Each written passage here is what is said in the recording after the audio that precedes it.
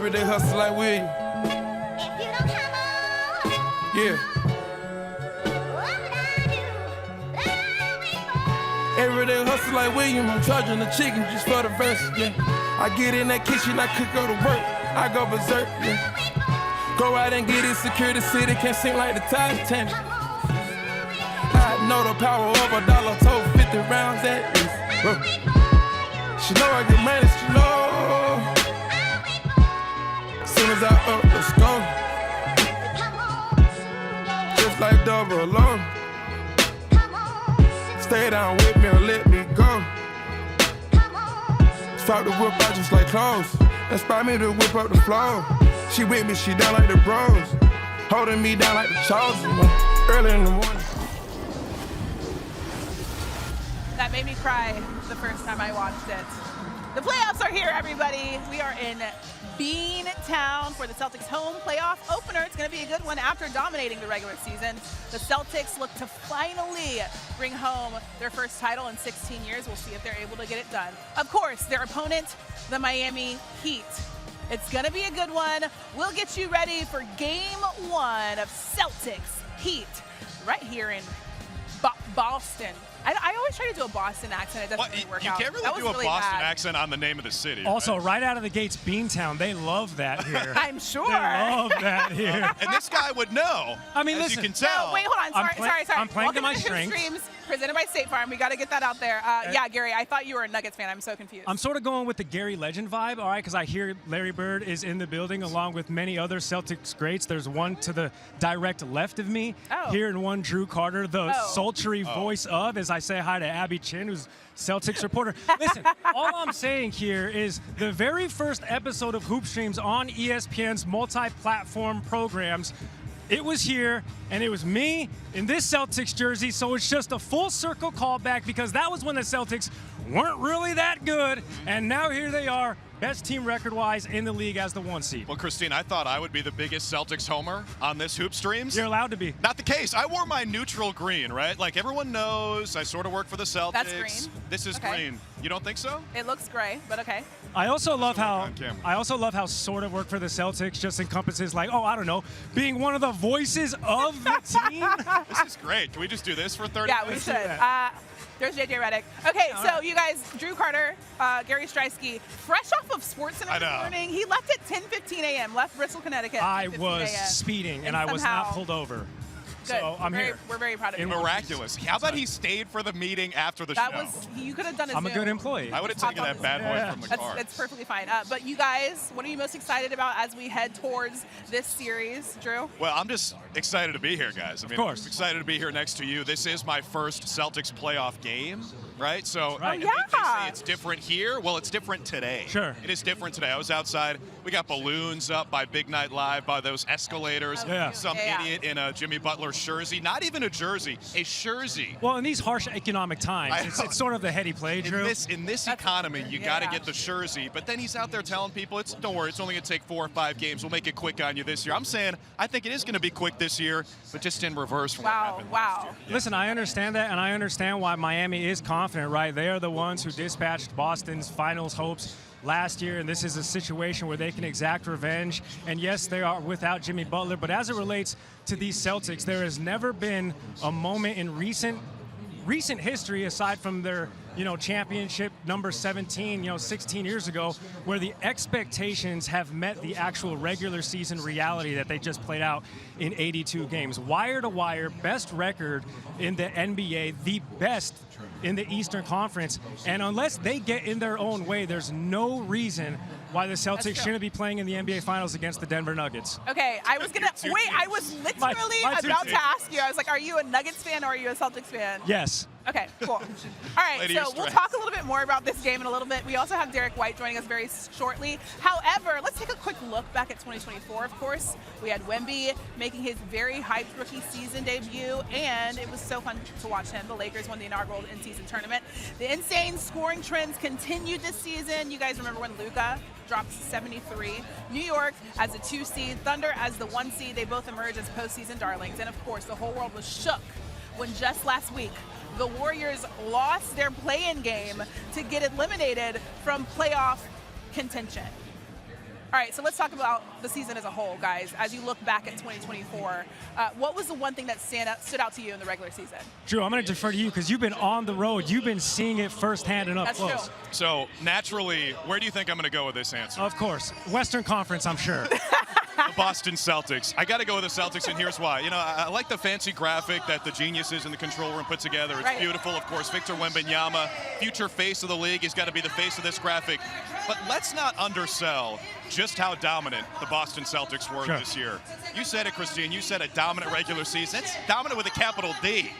With a bunch of D's, if you will. That's how good they were. Winning the Eastern Conference by 14 games. Wow. 14, that ties a record for the Eastern Conference. Best net rating in franchise history. That number goes back to the late 90s. First in offense, second in defense. Just the fourth team ever to do that. This team is nasty, Gary. I know you've got your whole analogy. It's well written. I saw it in the Google Doc. I really put some thought to it. That's called cheating. Here's what I wrote in the Google Doc.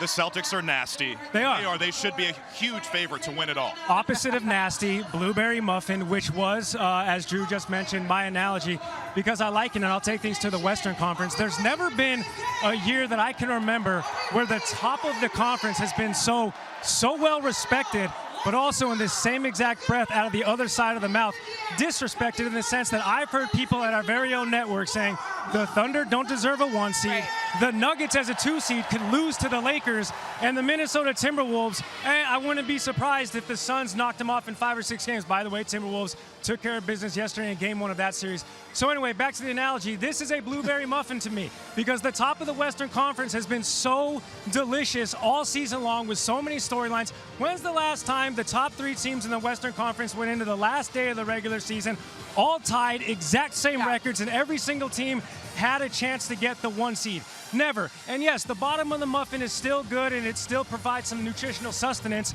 in that it's the bottom of the West, but it's not as delicious as what we saw on the top. I'm just not buying it. That's my analogy. I'm just not buying it. I love it's well done. More of a chocolate chip muffin person myself. Well, insert filling of muffin, but yet the muffin remains the same.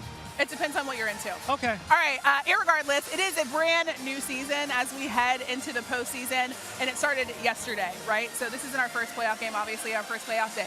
All right, game 1 between the 76ers and the Knicks went down. This one was a close one throughout, but there was a very scary moment there for Philly. Joel Embiid went down in the second quarter and appears to re-injure his left knee, the same surgically repaired one that caused him to miss time before he would eventually return, rally his team in the second half, finishing with 29 points, 8 rebounds, 6 assists. And the story of the game, Deuce McBride, Jalen Brunson's backup, pacing the Knicks bench with 21 points, combined with some big three-pointers from Josh Hart late and Jalen Brunson's 22 points. The Knicks pulled out the win, 111 to 104. So guys, we had some colleagues and they discussed this at halftime after Joel Embiid went down.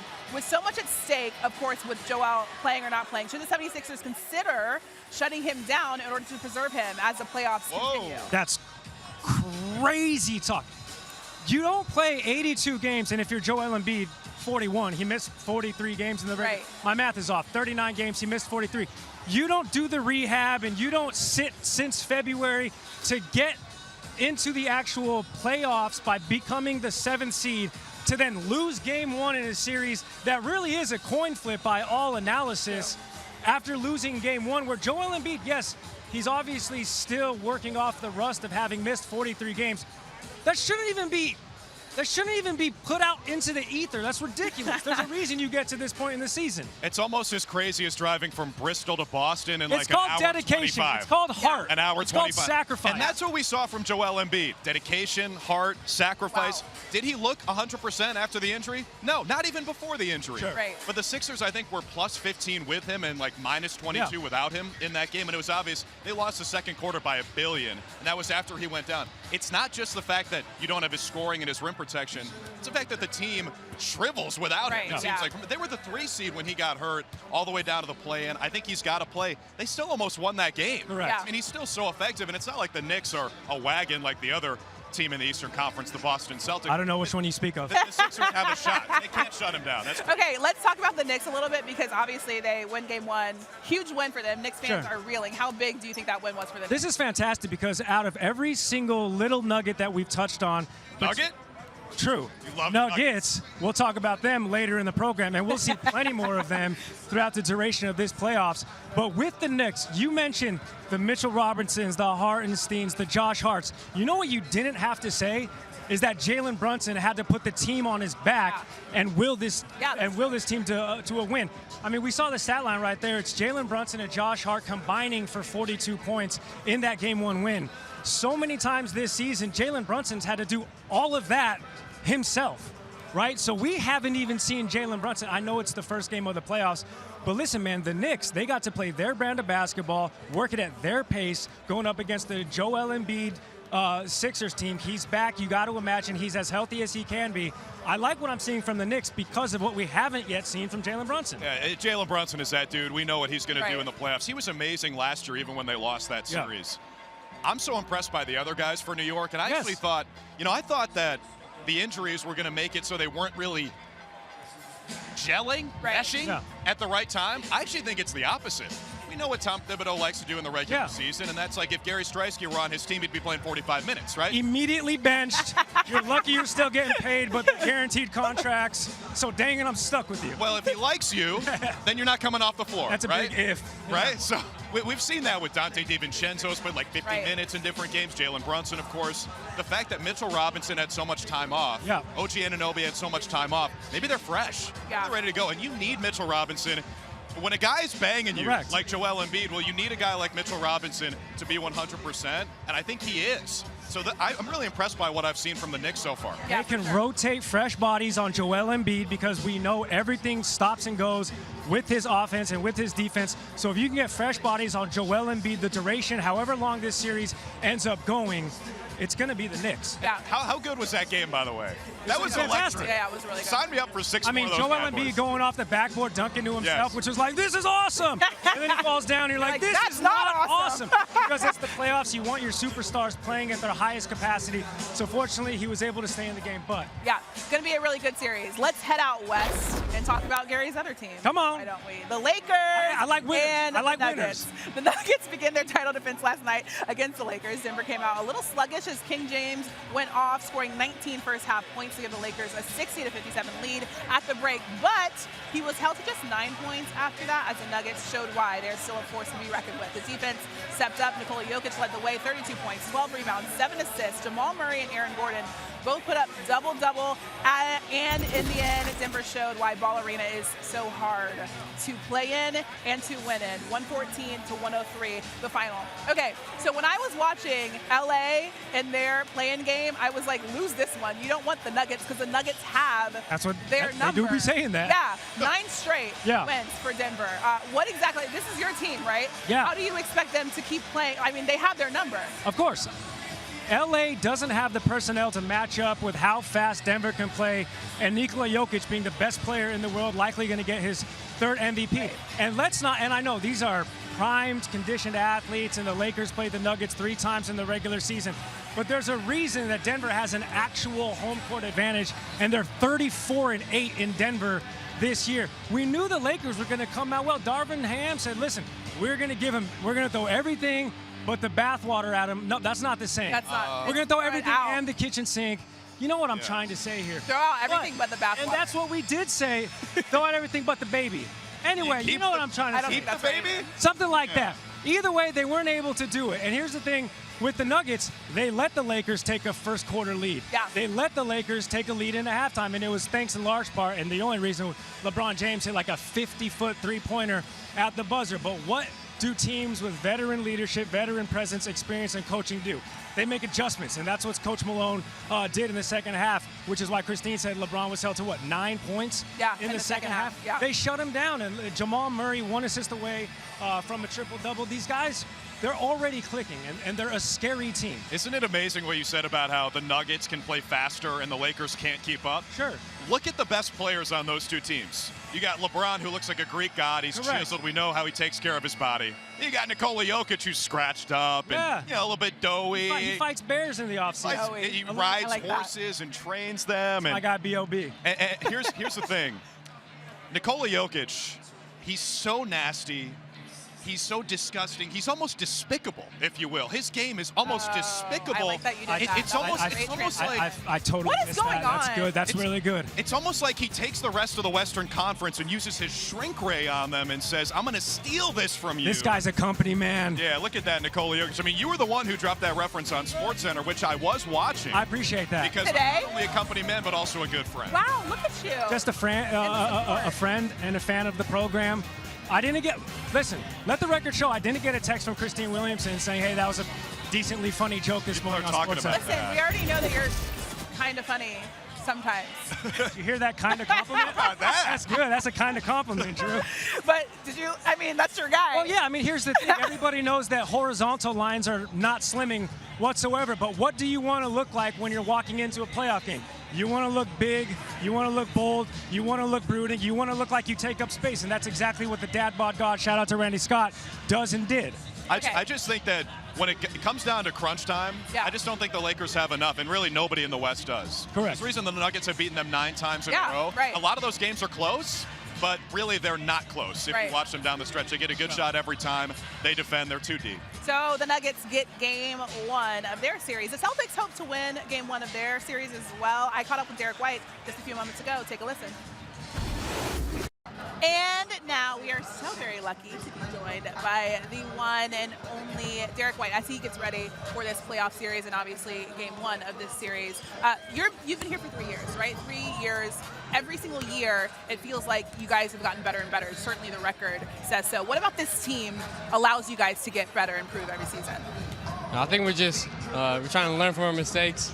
Obviously, another year, more experience obviously helps, but just trying to learn from our mistakes, and these guys willing to improve and wanting to get better, so it's a good recipe. Okay, so you, of course, are one of the leaders on this team, steals, blocks, assists. What about your game do you think you love the most? I'm just trying to help us win. I don't care what it looks like or on the stat sheet or whatever it might be, but just trying to help us win any way possible, and each time I go out there, that's really all I'm focusing on. Okay, so when you look at this roster, you have Jason Tatum, Jaylen Brown, Kristaps Porzingis, Drew Holiday. Do you feel like this is one of the best teams that you've been able to play with? Definitely. I mean, top to bottom, we have so much talent, and so many guys can do so many different things. So obviously those guys are special, and it's great being on team with them. Okay, so obviously we know you're going up against the Heat in this series. On Friday, when the Heat won their play-in game, you knew that you'd be playing them, right? 11 months since we saw that epic series last season. So what was it like when you saw them get that dub? I mean, it wouldn't be the playoffs without seeing the Heat at some point, so I figured it was going to happen at some point in time, but we're just going to look forward to this matchup. We know them, they know us, and it's going to be a fun one. So obviously your expectation is to win the series, but what do you think is going to happen? How do you think this one will play out? I mean, it's going to be ups, there's going to be downs. They're going to make runs, and we just got to be able to withstand those runs and keep playing our game. So it's going to be a challenge, and I think we're all looking forward to it. Okay, so I want you to finish this sentence. This season will be a success if we win. That makes sense. That was so easy. Yeah. All right, Derrick, good luck this series. Great seeing you. Appreciate it. I feel like he cheated on that one. Let's check out today's Magic Moments brought to you by State Farm. For that, we got to talk, of course, about some key moments from this Celtics season. Starting in July, the Celtics added Kristaps Porzingis, thus setting in motion the iconic duo of cookies and cream. Drew, how important has the tandem of Jaylen Brown and KP been to this? All right, so for the people who don't know, cookies and cream is a nickname that Joe Mazzulla gave Kristaps Porzingis and Jaylen Brown. They become fast friends. They live in the same building. They carpool home together from road trips. These guys love each other. You can see the chemistry. Would have been more impressive if they lived together in the same. They might. Hey, with these Boston rental prices, they should be doing that. Okay, arriving at a blockbuster off-season trade, we got Drew Holiday, who's been playing at Olympic level. His presence along with Derrick White breaking out into an all-star guard has boosted Boston to the NBA's top offensive rating and second best defensive rating to close out the regular season. How fun has it been to watch him? C-Dub, the Celtics just took the court. I can't hear anything. You have an earplug You in asked me over a here? question? Yes, I did. What was the That's question? Totally fine. We're going to the next one anyway. Okay. New additions contributed right away, and building team chemistry is easier when you're getting dubs. The proof is in the scores, right, G-Money?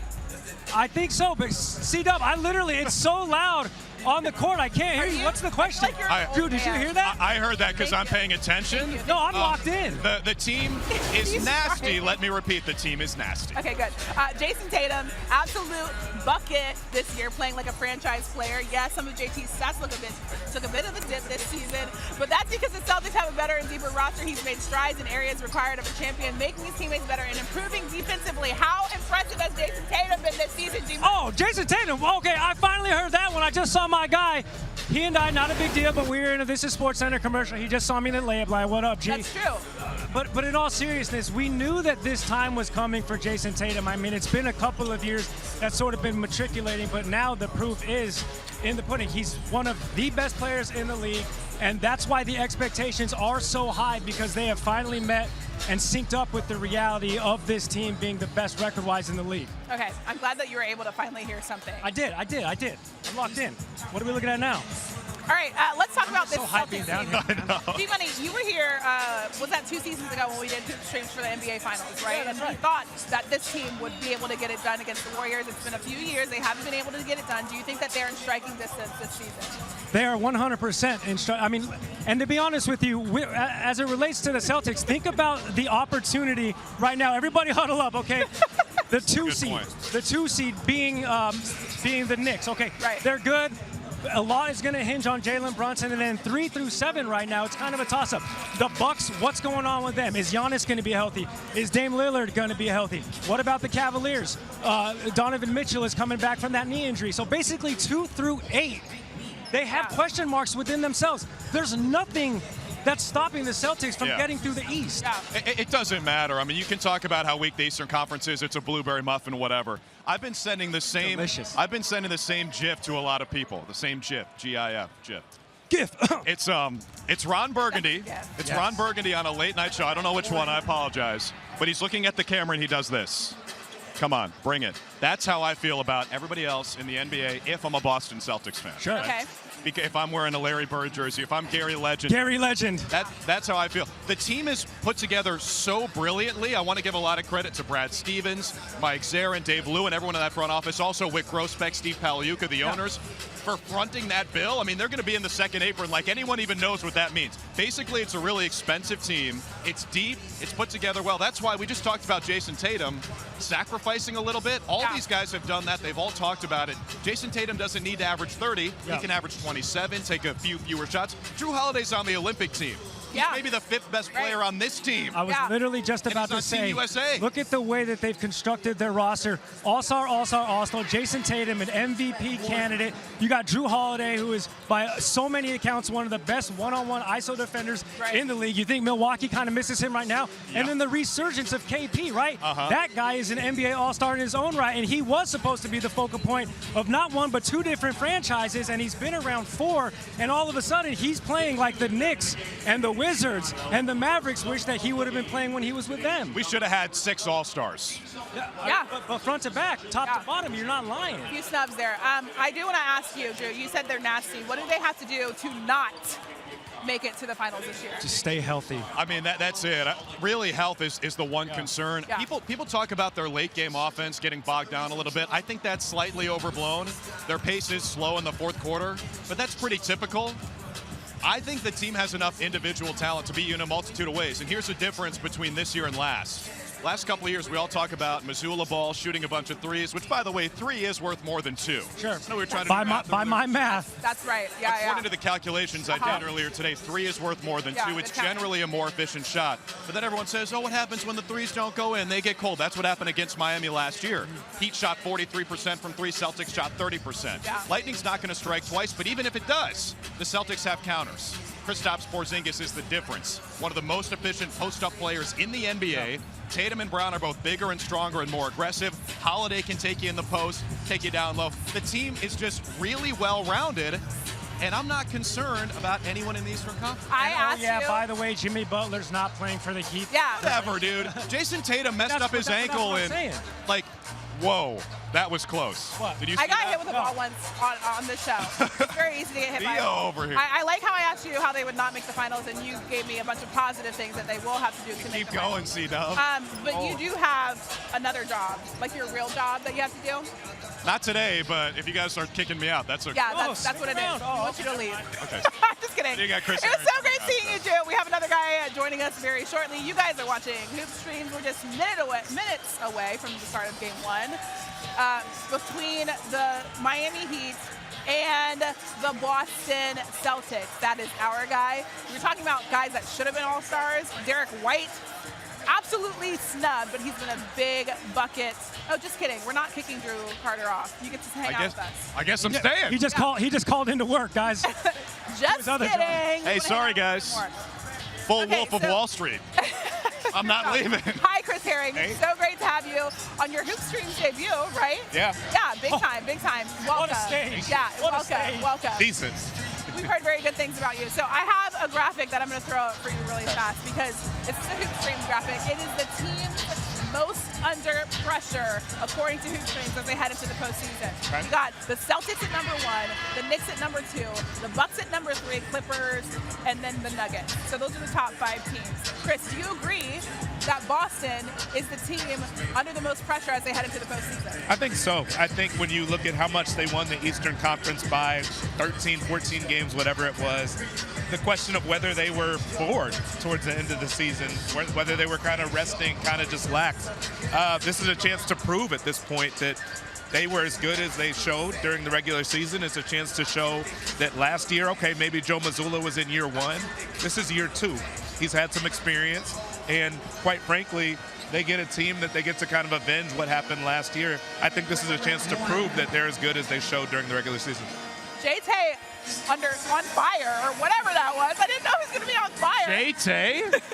Have you heard that before? Yeah. I give people nicknames. I asked him that if he liked that nickname, and he was like, nah. So I stopped saying it. And that's your boy. I mean, you guys go way Yeah, back. So I stopped saying that to June. Well, Funny. I want to ask Chris, the Knicks were second on that list of teams under the most pressure. I know you know the Knicks really well. Do you agree with that? Because I feel like they're not under that much pressure. It's been a great season already. It's been a great season already with all those injuries. And, oh, by the way, they've got like 95 draft picks that they could trade. You know, whether they decide that. Randall was out. I don't think they're under that much pressure, to be honest with you.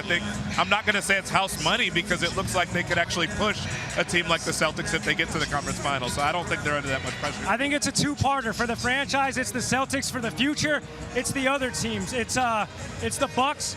Because if they lose, what are they going to do? Yeah. Giannis is mad. They should have never fired Adrian Griffin based off of what we've seen now since Doc Rivers took over. And then the Clippers, because they're old, right? Kawhi's hurt. Paul George, what are we doing? James Harden, back half of the season, what are you doing? So for the franchise, it's the Celtics, but for the future, because the Celtics core, they're not going anywhere. Right. But for the middle pack of that group right there, after this season, so many question marks. Yeah. The other team I thought about was Cleveland, quite frankly. I think they're probably going to be fine. They looked really good yesterday, but if they lose after they were kind of positioning themselves and not have to play certain teams, it could be rough. Okay, so I want to ask you 2 more questions. I think we have like 2 more minutes left. First, let's just do predictions. I'm going to create a big conversation. Rip the Band-Aid. How do you expect this Game 1 specifically to play out? I wouldn't be surprised if Boston starts a little slow. They've had a lot of time off. Miami has had to fight their way into this spot, so I could imagine them starting slowly, but I still think that they're going to pull this out. They've got way too much more talent to really be in a dogfight with a team like this without Butler. Have you guys ever seen on National Geographic maybe like a wounded gazelle trying to run away from a cheetah? It's my timeline on TikTok. Like, how'd you know my algorithm, bro? That's crazy. Well, my timeline is just you because I'm such a good friend of Gary and I'm That's our best friend. What a guy. Yeah, but I think it might be similar to that. Okay. Who's the gazelle? Just for context. Wow. Just so everybody knows, Okay. the Gazelle is the Miami Heat. Okay, understood. Maybe it's like a sports car that's missing a tire. I'm right. A big tire, and it's motor. Jimmy Butler. Exactly. It's a very stationary. I'm rocking with you, though, man, because the Heat. Jaime Jaquez Jr. coming off at 25, 5, and 5. You had Tyler Hero playing the hero ball that he was supposed to be playing. And listen, man, there's no love lost between these franchises. The Miami Heat, Bam Adebayo after the win saying it's going to be a junkyard dog fight. He always likens the Heat to these junkyard dogs. I don't think it's going to be quite a blowout, But the Miami Heat know their back's up against the wall. And what did wounded animals do? They fight, they claw, they try to do everything. We got a wrap, Gary. I know you can't hear anything, but we got I'm a wrap. And I'm done. Gary, I'm done. Did you choose the Celtics? Celtics. Yeah. All right. Sweep it. Celtics I used to be a Heat fan. Remember that? Used to be. Yeah. Used to be. I'm a bandwagon fan. It's totally okay. That's all we got because Gary can't hear anything and the game is about to start. What? So make sure you're watching that game on ABC. Thank you for watching Hoop Streams presented by State Farm. We'll see you guys very soon. Peace out, y'all.